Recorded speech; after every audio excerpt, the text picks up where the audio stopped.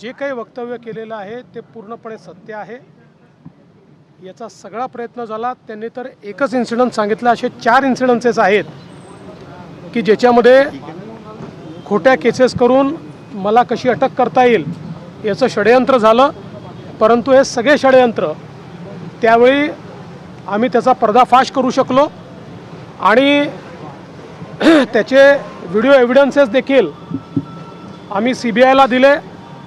आजही आमच्या जो अनेक व्हिडिओ एव्हिडन्सेस त्याचे आहेत। एक गोष्ट निश्चितपणे सांगतो की महाविकास आघाडीच्या सरकारच्या काळामध्ये मी असेल, गिरीश महाजन असेल, प्रवीण दरेकर असेल, अनेक आमचे नेते आहेत की ज्या नेत्यांना अक्षरशः जेलमध्ये टाकण्याची सुपारी ही काही अधिकाऱ्यांना दिली होती, काही अधिकाऱ्यांनी घेतली होती, परंतु ते करू शकले नाहीत। कारण अनेक चांगले अधिकारी होते की ज्यांनी त्यावेळी त्या स्तरावर अशा प्रकारच्या खोट्या केसेस करायला नकार दिला।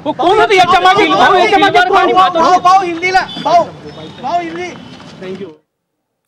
नागपुरात देवेंद्र फडणवीस बोलत होते, मला अटक करण्यासाठी 4 षडयंत्र रचली गेलेली होती असं आता फडणवीसांनी म्हटलेलं आहे आणि परमबीरांनी फक्त एकच घटना सांगितली आहे असं फडणवीसांनी म्हटलंय।